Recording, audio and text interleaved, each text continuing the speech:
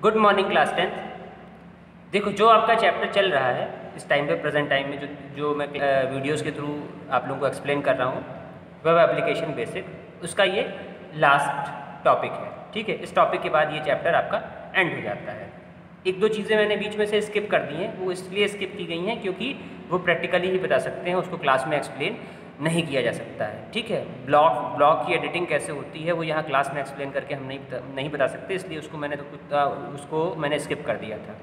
जब भी school open होगा तो उसे मैं एक बार लैब में आपको करके दिखाऊंगा कि किस तरह से ब्लॉग लिखे जाते हैं और किस तरह से उसकी ब्लॉग की एडिटिंग की जाती है। वो यहाँ ब्लैक बोर्ड पर उसको बता पाना पॉसिबल नहीं है, लेकिन बाकी का पार्ट मैक्सिमम थ्योरेटिकल पार्ट है, तो उसको लगभग कवर किया गया है। ये आपका लास्ट टॉपिक है, इंटरनेट सिक्योरिटी। इसमें कई सारे पॉइंट्स में आपकी बुक में एक्सप्लेन किए गए हैं, तो उसमें कुछ इंपॉर्टेंट पॉइंट्स आपको बताते हैं कि क्या क्या इंपॉर्टेंट होता है इंटरनेट सिक्योरिटी के लिए। यहाँ पर नेटवर्क सिक्योरिटी की बात नहीं की जा रही, यहाँ पर सिर्फ इंटरनेट सिक्योरिटी की बात की जा रही है कि मतलब इंटरनेट यूज़ करते समय हमें कौन कौन से सिक्योरिटी मेजरमेंट फॉलो करने चाहिए जिससे कि हमें नुकसान ना हो। देखो, सबसे पहला आता है की पासवर्ड सेव। जो पासवर्ड हमारे जीमेल के जो पासवर्ड होते हैं, फेसबुक का जो पासवर्ड होता है, या किसी भी तरह की हम आईडी क्रिएट करते हैं किसी भी वेबसाइट पे, उसका जो पासवर्ड होता है, और साथ ही साथ जो आपका सिस्टम का पासवर्ड होता है। अगर आप नॉर्मली जो घर पे लोग यूज़ करते हैं वो सिस्टम पे पासवर्ड नहीं लगाते, लेकिन यहाँ बात ओवरऑल की जा रही है कि जैसे बहुत सारे लोग ऑफिस में काम करते हैं, या जैसे मैं स्कूल में काम करता हूँ, तो मैंने अपने सिस्टम पर एक पासवर्ड लगा रखा है जिससे कि हर कोई उस डेटा को एक्सेस ना कर सके। ठीक है, तो नॉर्मली ऑफिस में क्या होता है कि कई शिफ्ट में काम होता है। अगर एक कंप्यूटर है तो नॉर्मली एक दिन भर में उसमें 2 से 3 लोग उस कंप्यूटर को अलग अलग टाइम पर यूज़ करते हैं। 3 शिफ्ट में काम होता है, कहीं पे 2 शिफ्ट में काम होता है, तो सेम कंप्यूटर को 2 लोग या 3 लोग एक्सेस करते हैं। तो मान लो अब उसमें से बहुत सारे लोग अलग अलग दिमाग के होते हैं, अलग अलग तरह के होते हैं, बहुत सारे खुराफाती लोग भी होते हैं, हर जगह होते हैं। तो उन सब से बचाव करने के लिए हमेशा सिस्टम पे पासवर्ड होना चाहिए। तो ऐसे केसेस में क्या होता है, हर किसी का अपना अलग अलग पासवर्ड होता है। अगर किसी की ड्यूटी सुबह 8 बजे स्टार्ट होती है तो उसका पासवर्ड अलग होगा। किसी भी सिस्टम पे वो बैठ जाए, किसी भी सिस्टम से वो लॉगिन कर सकता है। भाई वहाँ पहुँचे, वहाँ जो भी सिस्टम खाली मिला वहाँ से लॉगिन कर लिया। उसके बाद जो 8 बजे के बाद मान लो 8 से लेकर 2 बजे तक उसमें वर्किंग की है, और 2 बजे से लेकर रात के 8 बजे तक किसी दूसरे की वर्किंग है, तो उस पर दूसरा इंसान आके बैठेगा। तो हर किसी को अलग अलग पासवर्ड दिया जाता है, हर किसी को अलग अलग यूज़र आईडी दी जाती है। तो कहने का मतलब ये है कि कभी भी कंपनीज में काम करें तो चाहे वो कोई कितना भी रिलायबल एम्प्लॉय हो, आपके साथ काम करने वाला कोई भी एम्प्लॉय हो, किसी के साथ पासवर्ड की शेयरिंग नहीं की जाती। बहुत सारे ऐसे केसेस आए हैं कि लोग बैंक में काम करते हैं। बैंक मतलब बैंक का जो बैकएंड होता है, मतलब हर बैंक, जितने भी बैंक होते हैं सारे कंप्यूटराइज हैं। तो कंप्यूटराइज वाला पार्ट जो लोग हैंडल करते हैं, तो कुछ कंपनीज होती हैं उनके थ्रू वो हैंडल कराते हैं। तो उसमें बहुत दिक्कतें आती हैं कि उसमें पैसा ट्रांसफर, मान लो कोई कहीं से भी कर सकता है, कोई खुराफात करना चाहे तो किसी अकाउंट से उठा के पैसा ट्रांसफर कर दे। तो ऐसे केसेस में कभी भी किसी को अपनी आईडी और पासवर्ड नहीं देना चाहिए, चाहे आप कितना भी रिलायबल इंसान हो। तो क्योंकि कभी भी कोई इस तरह का अगर धोखा कर देगा तो उससे भाई जिसकी आईडी से वो लॉगिन होगा सिस्टम, पुलिस उसी को पकड़ती है। ये नहीं देखा जाता है कि हमने अपने फ्रेंड को ये आईडी बता दी या हमने अपने जानने वाले को ये आईडी दे दी, उसने लॉगिन किया है। जिसकी आईडी से इंटर हुआ, सिस्टम ओपन हुआ होगा, उसके बाद जिसकी आईडी से वो गलत काम हुआ होगा किसी भी तरीके का, तो मेन सबसे पहला एक्शन उसी पे होता है। तो पासवर्ड हमेशा सेव रखना चाहिए, कहीं भी कभी भी पासवर्ड शेयर नहीं करना चाहिए। ना ही जब ऑनलाइन ट्रांजेक्शन करते हैं उसके पासवर्ड भी किसी से शेयर नहीं करने चाहिए। और वैसे भी नॉर्मली अगर हम जनरल यूज़र भी हैं, जीमेल यूज़ करते हैं, कोई भी चीज़ यूज़ करते हैं, तो ये सारे पासवर्ड से हम किसी के साथ शेयर नहीं करना चाहिए। ठीक है, इंटरनेट सिक्योरिटी के लिए पासवर्ड का सेफ्टी सबसे ज़्यादा है। दूसरा आता है आपका इंस्टॉल एंटीवायरस सॉफ्टवेयर। जो भी सिस्टम आप यूज़ कर रहे हैं, चाहे वो आपके घर का सिस्टम हो, चाहे ऑफिस का सिस्टम हो, सब पे एंटीवायरस का होना बहुत ज़रूरी होता है। क्योंकि मैक्सिमम जो हैकिंग वाला काम होता है वो वायरस के थ्रू होता है। मतलब पहले वायरस, एक फाइल भेजी जाएगी जिसके अंदर वायरस होगा, हम उस फाइल को मान लो क्लिक कर देते हैं तो वो वायरस पूरा सिस्टम में फैल जाएगा, और फिर वो सिस्टम की सारी सिक्योरिटी को ब्रेक कर देगा। फिर कोई भी इंसान जिसने वो वायरस भेजा है उसके थ्रू वो सिस्टम को एक्सेस कर लेता है। तो मैक्सिमम हैकिंग जो हो, या हैकिंग वाली चीज़ें होती हैं, या कुछ भी इस तरह के ऑनलाइन फ्रॉड होते हैं, उनमें वायरस का बहुत बड़ा रोल होता है। वायरस बनाकर वो उसी यूज़र को भेज दिया जाता है, और यूज़र अगर उसने ओपन कर दिया वायरस अपने सिस्टम पे तो पूरे सिस्टम में फैल जाएगा। और फैलने के बाद वो कोई कोरोना वायरस की तरह वायरस नहीं है, लेकिन हाँ वो भी एक अच्छा खासा वायरस है जो कि पूरे सिस्टम की सिक्योरिटी को तोड़ सकता है।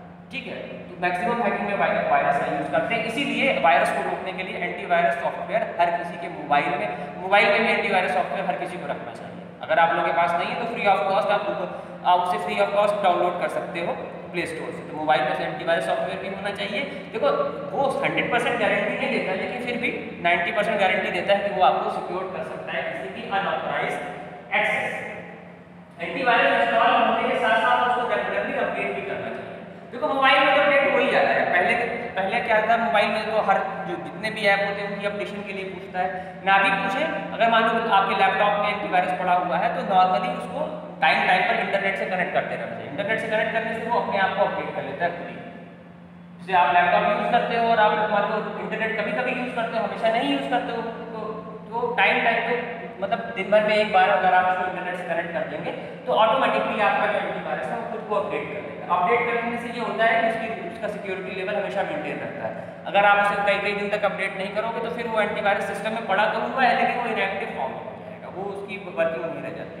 तो वहाँ से जो कंपनी आपको एंटीवायरस प्रोवाइड कराती है तो उसकी बहुत सारी वो अपडेटेड फाइल भी वो टाइम पर भेजती रहती है, ठीक है। तो उसको डेली अपडेट करना बहुत जरूरी होता है। यूज ऑफ फायरवॉल क्या होता है, बता देता हूं, से आपको इसकी समझ में नहीं आएगा। फायरवॉल सॉफ्टवेयर और हार्डवेयर का एक कॉम्बिनेशन होता है जो नेटवर्क की सिक्योरिटी को नेटवर्क को सिक्योर रखने में बहुत यूजफुल होता है। फायरवॉल को नॉर्मली यूज़ नहीं कर सकते हम लोग, जनरल यूज़र जो हैं अपने सिस्टम पे फायरवॉल को नॉर्मली यूज़ नहीं कर सकते। उसको यूज़ करने का बस एक ही तरीका होता है कि अगर आपके लैपटॉप में जो ऑपरेटिंग सिस्टम पड़ा है वो ओरिजिनल कॉपी है तो उसके साथ फायरवॉल इनेबल रहता है, उसको हम उसका ऑप्शन आता है, उसको इनेबल कर देते हैं। तो उससे बस ये होता है कि ये भी एक तरह का जैसे एंटीवायरस है वैसे ये भी एक तरह का सॉफ्टवेयर है। किसी भी तरह की अनऑथराइज एक्सेस अगर आपके सिस्टम पे होगी तो ये आपको अलर्ट भेजने लगेगा कि कोई अननोन सोर्स से आपके कंप्यूटर को एक्सेस करने की कोशिश कर रहा है। लेकिन कंपनीज में जहाँ बड़े बड़े नेटवर्क बने होते हैं वहाँ पर फायरवॉल अलग से, उसका अलग डिपार्टमेंट होता है, अलग से फायरवॉल बनाई जाती है और उसको प्रोटेक्ट करने के लिए उसमें कई सारे लोगों को रखा जाता है जो फायरवॉल को मेंटेन करते हैं। तो ये एक तरह का समझ लो एक कवर है, एक तरह का हमारा कवच कह सकते हैं, कवच है जो सिस्टम को प्रोटेक्ट करने में यूजफुल होता है। एंटीवायरस से इसकी फंक्शनैलिटी अलग है, उसका रोल अलग है, इसका रोल अलग है, लेकिन ये किसी भी तरह की एक्सेस होने पे हमें बता सकता है कि हमारे सिस्टम में एक्सेस करने की कोशिश की गई है। जैसे बहुत बार आप लोगों ने न्यूज़ में सुना होगा कि चाइना ने इंडिया के ऊपर साइबर हमला किया, तो वो हमला जब होता है ना तो ये फायरवॉल तुरंत अलर्ट देने लगती है कि हाँ किसी तरह का चाइना की तरफ से या कोई इस तरह की अनऑथराइज एक्सेस करने की कोशिश की जा रही है। तो वो लोग पहले से अलर्ट हो जाते हैं क्योंकि वहाँ पर जो गवर्नमेंट के डेटाबेस होते हैं उसमें कई लेवल की सिक्योरिटी होती है, वहाँ सिक्योरिटी लेवल बहुत हाई होते हैं। नॉर्मल सिस्टम में जो हमारा कंप्यूटर है तो उसको कोई एक्सेस कर थोड़ी ना करेगा, लेकिन गवर्नमेंट के पास बहुत सारी जानकारी होती है तो उसको एक्सेस करने की लोगों को बहुत ज़रूरत होती है दूसरी कंट्री को, तो उसको बचाने के लिए भी बहुत कई लेवल की सिक्योरिटी लगाई जाती है जिससे कि वो अगर एक दो लेवल तोड़ भी देंगे तो लास्ट लेवल तक कहीं ना कहीं तो पकड़ में आ जाएगा कि हाँ कोई एक्सेस करने की कोशिश कर रहा है, तुरंत उसको शट डाउन कर दिया जाएगा। लास्ट ऑप्शन होता है सबसे बढ़िया, पूरा सिस्टम शट डाउन कर दो, जब शट डाउन हो जाएगा तो कोई वैसे एक्सेस नहीं कर पाएगा। तो कभी कभी ऐसा भी करना है। Do not open attachment from unknown. मैंने पहले कहा कि जब हैकर हैकिंग करते हैं तो पहले वो वायरस आपके पास भेजेंगे। वायरस जो भेजेंगे वो नॉर्मली किसी अनवांटेड मैसेज के फॉर्म में होगा या अनवांटेड ईमेल के फॉर्म। अनवांटेड ईमेल मतलब कि अननोन सोर्स से कोई ईमेल आ रही है जिसको आप जानते नहीं हो कि हाँ पहले आपके पास कभी नहीं आई या कुछ उसमें इस तरह की अजीबोगरीब चीज़ लिखी हुई है, तो कभी भी उसको ओपन नहीं करना चाहिए। उसको ओपन करने से जैसे आप ओपन करेंगे ऑटोमेटिकली तुरंत वायरस आपके सिस्टम में एक्सेस पा जाएगा। तो किसी भी अननोन सोर्स से किसी भी तरह का जो टेक्स्ट मैसेज आता है उसको भी नहीं ओपन करना चाहिए, उसको देखते ही डिलीट कर देना चाहिए। ये जो ईमेल्स आती हैं उनको भी ओपन नहीं करना चाहिए, उनको भी अननोन सोर्स से आने वाली ईमेल को तुरंत डिलीट कर देना चाहिए। उससे डिलीट कर देंगे तो वो नहीं फैल पाएगा, लेकिन हमने उस पर क्लिक कर दिया तो वायरस हमारे सिस्टम में फैल जाएगा। जो नेक्स्ट पॉइंट है वो है scan all the external storage device. मतलब कि जब भी आप पेन ड्राइव लगाएं, जब भी मान लो आपका लैपटॉप है, आपके लैपटॉप में एंटीवायरस पड़ा हुआ है और अच्छे से वर्क कर रहा है, तो कोई पेन ड्राइव अगर लगाता है तो पेन ड्राइव लगाने के बाद उसको तुरंत ओपन नहीं करना चाहिए। पहले उस पेन ड्राइव को राइट क्लिक करके पेन ड्राइव के ऑप्शन पे जाएंगे और राइट क्लिक करके जो एंटीवायरस का ऑप्शन दिखाएगा उसमें जाके क्लिक कर देंगे तो पहले वो उसको स्कैन कर देगा। उससे स्कैन करने के लिए है पहले उसकी स्कैनिंग हो जाएगी, तो अगर उसमें वायरस है तो उसको डिलीट कर देगा। उसके बाद आप उसे इजीली ओपन कर सकते हैं।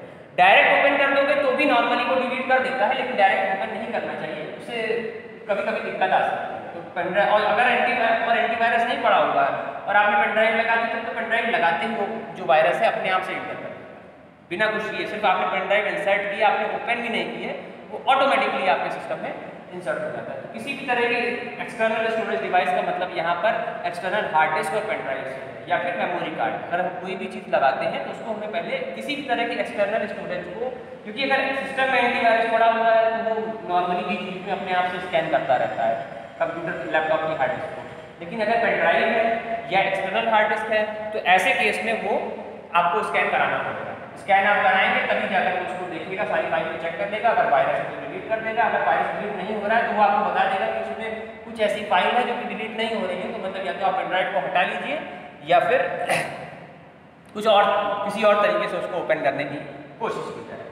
ठीक है, नेक्स्ट पॉइंट है वो आता है next restrict the number of user on the computer. देखो ये तो खाली एक कहने की बात है, मतलब ये ऑफिसर्स की बात कह रहा है कि ऑफिस में एक ही कंप्यूटर को बहुत सारे लोग यूज करते हैं, ऐसा कुछ करना चाहिए कि कम से कम लोग यूज करें। हालांकि ये चीज़ पॉसिबल नहीं हो पाती है, लेकिन फिर भी ऐसी कोशिश होनी चाहिए कि एक ही सिस्टम को ज़्यादा लोग ना यूज़ करें, कि मतलब एक ही सिस्टम को अलग अलग टाइम पर अलग अलग 15-20 लोग यूज़ कर रहे हैं, एक सिस्टम को दो लोगों ने यूज़ किया, अगले दिन तीसरे दिन चौथे ने, तो ऐसा नहीं होना चाहिए। बहुत सारे ऑफिस में होता है, बहुत सारे ऑफिस में ऐसा भी होता है कि वहाँ सिस्टम डिफाइन कर दिए जाते हैं कि सिस्टम नंबर 1 हमको मिल गया, हमको डेली उसी पे जाकर ऐड करना है। लेकिन बहुत ऐसे भी ऑफिस हैं जहाँ पर कोई सिस्टम डिफाइन नहीं है, मतलब आप गए, जो सिस्टम आपको खाली मिला आपने यूज़ करना स्टार्ट कर दिया, तो वो ऐसा होना नहीं चाहिए। लेकिन ये चीज़ है उतना इसको फॉलो कर पाना थोड़ा उतना मुश्किल होता है, क्योंकि इतने सारे लोग होते हैं, इतने सारे कोई सिस्टम कभी काम कर रहा है, कभी किसी तरह की कोई फेलियर आ गई, कि हार्डवेयर खराब हो गया, तो उसको रोक पाना मुश्किल होता है। लेकिन फिर भी ऐसी कोशिश करनी चाहिए कि कम से कम लोग सिस्टम को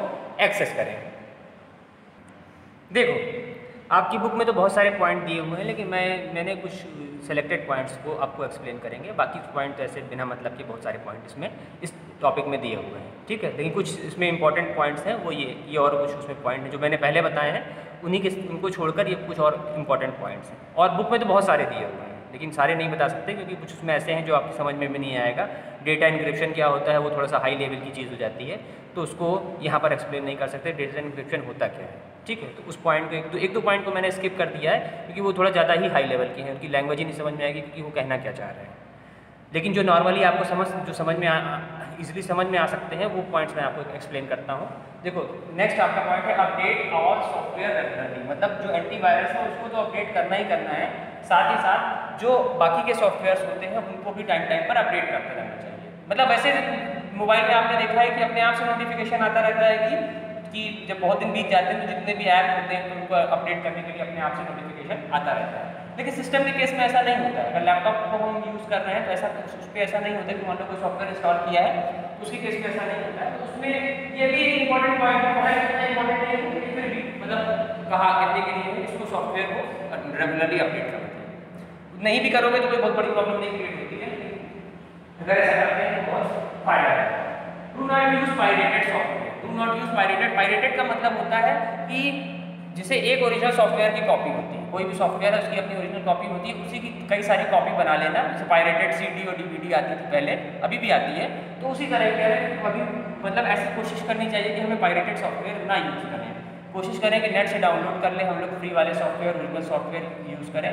और अगर मान लो कोई बहुत महंगा सॉफ्टवेयर है तो भी मतलब परचेज करके यूज़ करने की कोशिश करनी चाहिए। हालांकि इंडिया में तो कोई ऐसा करता नहीं है, सब पायरेटेड सॉफ्टवेयर का ही यूज़ करते हैं क्योंकि इंडिया में जो साइबर लॉज है उतने ज़्यादा एक्टिव नहीं है। लेकिन अमेरिका में या और जो बड़ी कंट्रीज़ हैं उनमें ऐसा होता है कि अगर आप कोई पायरेटेड सॉफ्टवेयर यूज़ कर रहे हैं, अगर आपने विंडोज़ 7 आप यूज़ कर रहे हैं और वो ओरिजिनल कॉपी आपके सिस्टम पे नहीं है, तो वो लोग अगर आप इंटरनेट यूज़ करते हैं तो वो लोग एक्सेस कर लेते हैं कि यहाँ पर ये पायरेटेड कॉपी यूज़ हो रही है, तो उसके ऐसा करने पायरेटेड कॉपी यूज़ करने के कि उसमें वहाँ पर तुरंत ही पुलिस आपके घर पहुँच जाती है।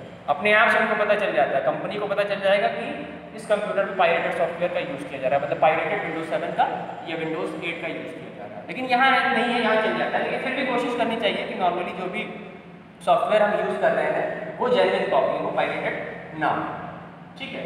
बैकअप और डेटा रेगुलरली, भाई बहुत तरह की सिक्योरिटी है। जैसे स्कूल में बहुत सारा काम होता है, 5-6 साल के अंदर बहुत सारी फाइल्स क्रिएट हो गई हैं।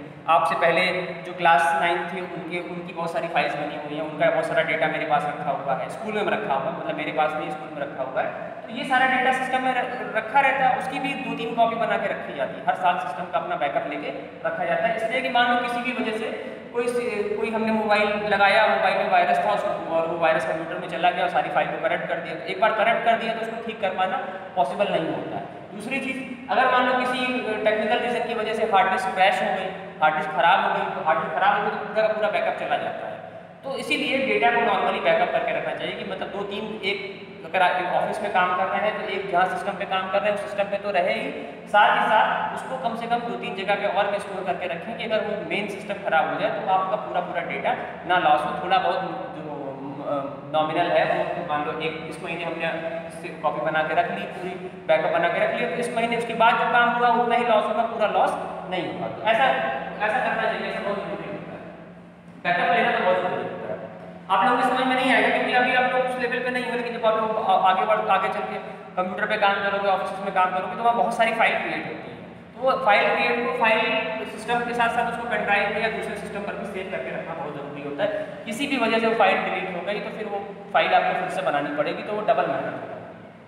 Never leave your computer unattended. इसका अनअटेंडेड का मतलब है कि आप अगर ऑफिस में काम कर रहे हो और आप काम करते करते आपको मान लो आपको लंच के लिए जाना है, तो ऐसा नहीं है कि उसको ऐसे एज इट इज छोड़ के चल दी, या तो आप उसको प्रॉपर्ली शट डाउन कर दें या फिर आप उसको लॉग आउट करके तभी वहाँ से जाएँ। As it is system on करके उसको छोड़ देंगे तो मान लो कोई घर पे तो कोई दिक्कत नहीं है, घर पे तो भैया जो भी लोग हैं आपके परिवार के लोग हैं, या फिर जैसे हॉस्टल में बहुत बार बच्चे रहते हैं तो हॉस्टल में भी ये बहुत बार ऐसी चीज़ें हुई हैं, बहुत सारे ऐसे केसेस हुए हैं कि हॉस्टल में लोग जो स्टूडेंट रहते हैं तो उसमें से किसी दूसरे के कंप्यूटर से लॉगिन करके और कुछ इस तरह के धमकी भरे मैसेज या इस तरह की चीज़ें किसी को भेजे, तो उसके बाद जब चेकिंग स्टार्ट हुई पुलिस ने पकड़ना शुरू किया तो पता चला कि इस सिस्टम से हुआ। तो जिसका सिस्टम होता है सबसे पहले वही फंसता है, कितनी भी सफाई नहीं दे पहली पिटाई उसी की होगी, बाकी जो तो बाद में पकड़ेंगे। स्टार्टिंग में ये इंडिया है, यहाँ जो स्टार्टिंग में पकड़ा जाता है पहले वही पिटता है, बाद में पूछा जाएगा कि हाँ तुमने किया या किसी और ने किया। तो इस तरह की चीज़ें आप लोग इन चीज़ों पे ध्यान देना जरूरी है। भाई अब आप लोग 9th से पहुँच गए हैं, आगे चलकर मान लो बीटेक करने जाओगे या कहीं कुछ और कोर्स करने जाओगे, तो वहाँ पर अगर आप लोग रूम शेयर करके रहते हो, हॉस्टल में रहते हो या रूम लेके रहते हो, तो उस समय अलर्ट रहना बहुत जरूरी होता है। कभी भी घर से बाहर निकल जाओ तो सिर्फ खुद पे भरोसा रखना चाहिए, बाकी किसी पे भरोसा नहीं रखना चाहिए, क्योंकि किसी भी तरह का ऑनलाइन फ्रॉड, किसी भी तरह का ऑफलाइन फ्रॉड आपके साथ हो सकता है। और बहुत बार इस तरह के क्राइम जो होते हैं वो करीबी लोग ही करते हैं, नॉर्मली फ्रेंड्स जो आपके साथ रह रहे हैं वही बहुत सारे ऑनलाइन फ्रॉड में आपके साथ कर सकते हैं, क्योंकि आप उन पर भरोसा करके अपना सिस्टम छोड़ जाओगे, मान लो उन्होंने उस सिस्टम से कहीं और कुछ एक्सेस कर लिया या कुछ इस तरह की चीज़ कर दी जिससे कि आप फंस। नेक्स्ट आता है आपका सिक्योर ट्रांजेक्शन। किसी भी तरह का अगर हम ऑनलाइन ट्रांजेक्शन कर रहे हैं तो कोशिश करनी चाहिए जो नोन वेबसाइट है उन्हीं से करना चाहिए। बहुत बार मैसेजेस आता है कि ये मतलब टेक्स्ट मैसेज आता है कि जो 20,000 वाला मोबाइल है वो आपको 10,000 में मिल जाएगा, तो वो सब फेक मैसेज होते हैं, कभी भी उन मैसेज पे भरोसा नहीं करना चाहिए। और जो बड़ी वेबसाइट है, अमेजॉन है, ईबे है, फ्लिपकार्ट है, स्नैपडील है, नॉर्मली इन्हीं वेबसाइट के थ्रू हमको करना चाहिए। कभी अगर नोन वेबसाइट है उससे आप कर रहे हो तो वो आपका पैसा लेके कहीं नहीं भागेगी। हज़ारों करोड़ की कंपनी है, वो आपका 10-15 हज़ार के लिए वो आपको चूना नहीं लगाएगी, क्योंकि उससे कंपनी की इज्जत करती है। लेकिन छोटी छोटी बहुत सारी फेक वेबसाइट क्रिएट करें, फेक ऑनलाइन वेबसाइट क्रिएट कर दी जिसपे ऑनलाइन सामान बेचने दी, पता चला उसमें आपको ट्रांजैक्शन भी करवा दिया और कोई सामान आया भी। ऐसा बहुत बार ऐसा हुआ है। तो कभी भी ऑनलाइन परचेज करें, ऑनलाइन ट्रांजैक्शन करें तो हमेशा नोन सोर्स से करें, मतलब जो थोड़ा पॉपुलर वेबसाइट हो उन्हीं का यूज़ करें। क्लियर डेटा स्टोरेज ब्राउज़र, इसका मतलब है कि जब भी बहुत बार क्या होता है कि अगर आप सिस्टम यूज़ कर रहे हो, घर पे अपना सिस्टम भी यूज़ कर रहे हो, कहीं और भी यूज़ कर रहे हो, तो जो भी उसमें क्या होता है कि हिस्ट्री क्लियर करने का ऑप्शन आता है कि आपने जो भी एक्सेस किया, जितनी भी चीज़ें की एक्सेस की, तो उसकी अगर आप हिस्ट्री ऑप्शन में जाकर सेटिंग में जाओ, सेटिंग में हिस्ट्री ऑप्शन है उससे उसको हिस्ट्री को क्लियर कर दो, तो जो भी आपकी एक्सेसिंग होगी उसकी वजह से जो भी फाइल क्रिएट होगी वो ऑटोमेटिकली डिलीट हो जाएगी। वरना बहुत बार ऐसा होता है ना कि हम जब यूज़र आईडी पासवर्ड यूज़ करते हैं तो वो अपने आप ऑटोमेटिकली भी कभी सेव हो जाता है। तो ऐसा सेव ना हो इसके लिए हिस्ट्री को क्लियर करना चाहिए। आप लोगों को याद होगा कि मैंने जब भी 9th में आप लोगों को ईमेल आईडी बनाकर दिखाई थी, तो जिनकी भी ईमेल आईडी बनाते थे बाद में उसको ईमेल आईडी के यूज़र आईडी पासवर्ड को हम रिमूव कर देते थे। वो रिमूव इसीलिए कर देते थे कि फिर कोई उसे ना यूज़ करे, ना हम यूज़ कर सके, ना कोई आपके साथ में कोई उसे यूज़ कर सके। क्योंकि हमने मान लो उस पर ओपन कर दी, ओपन करने के बाद हमने उसको लॉग आउट कर दिया तो भी ईमेल आईडी दिखाई देती, भले पासवर्ड ना दिखाई। और बहुत बार मान लो गलती से आपसे क्लिक हो गया और पासवर्ड उसमें जाके सेट हो गया, तो उससे फिर कोई भी ओपन कर सकता है। तो आप लोगों को जहाँ तक थोड़ा बहुत याद होगा, हमेशा वो यही होता था कि उसमें जब भी आईडी आप लोगों ने क्रिएट की, जिनकी भी क्रिएट की थी, तो उसको अगर एक आदमी ने क्रिएट कर दी तो उसको यूज़र आईडी पासवर्ड बता देते थे, फिर उसकी यूज़र आईडी पासवर्ड को वहाँ से डिलीट कर देते थे, हिस्ट्री में से उसको वहाँ से हटा देते थे, जिससे कि कोई दूसरा स्टूडेंट उसको एक्सेस ना कर सके। तो ये करना बहुत ज़रूरी होता है। नॉर्मली लोग करते हैं, लेकिन डेटा को अगर आप कहीं आप अपने मोबाइल से यूज़ कर रहे हो तो कोई दिक्कत नहीं, अपने लैपटॉप से यूज़ कर रहे हो तो कोई दिक्कत नहीं, लेकिन अगर दूसरे मोबाइल या दूसरे कंप्यूटर से यूज़ कर रहे हैं तो नॉर्मली एक इनकॉग्निटो विंडो आती है, उससे यूज़ करना चाहिए, या फिर अगर आप नॉर्मल विंडो से भी यूज़ कर रहे हो तो उसके सेटिंग्स में जाकर हिस्ट्री ऑप्शन में से हिस्ट्री को क्लियर कर देना चाहिए। उससे आपने जो भी चीज़ें एक्सेस की है वो वहाँ से अपने आप गायब हो जाए। ठीक है, तो इस चैप्टर यहीं पर एंड होता है। तो इसके बाद में चैप्टर स्टार्ट करेंगे। तो इसमें मेनली आपका थ्योरेटिकल पार्ट था, और अगर स्कूल खुलता है तो उसमें इंटरनेट कैसे यूज़ करते हैं, कैसे मेल आईडी क्रिएट करते हैं, वो सब तो मैंने पहले बताया, एक बार उसको फिर से एक्सप्लेन कर देंगे। देखो बेटा, कोशिश यही की जाएगी कि जो थ्योरेटिकल पार्ट है पहले उसको कवर किया जाए। थ्योरेटिकल पार्ट कवर हो जाएगा, क्योंकि प्रैक्टिकल पार्ट को लास्ट में इसलिए रखेंगे, जितने थ्योरेटिकल चैप्टर है पहले उनको कवर करेंगे, चाहे वो लास्ट का चैप्टर हो, क्योंकि हो सकता है कि नवंबर तक स्कूल खुल जाए, क्योंकि बहुत सारे चैप्टर इसमें ऐसे हैं जो बिना प्रैक्टिकल का कोई उनका मतलब ही नहीं है। थ्योरी हम क्लास में बता भी देंगे तो उससे आपको कोई खास फायदा होगा नहीं, उसमें प्रैक्टिकल का भी उतना ही बड़ा होगा। तो प्रैक्टिकल वाले चैप्टर को लास्ट में बताने की कोशिश की जाएगी कि उसका नवंबर में स्कूल खुल जाए तो नवंबर, दिसंबर, जनवरी, फरवरी 3-4 महीने बहुत होते हैं कि 3-4 महीने में वो 2-3 चैप्टर जो हैं वो क्लियर हो जाएंगे। Okay, thank you.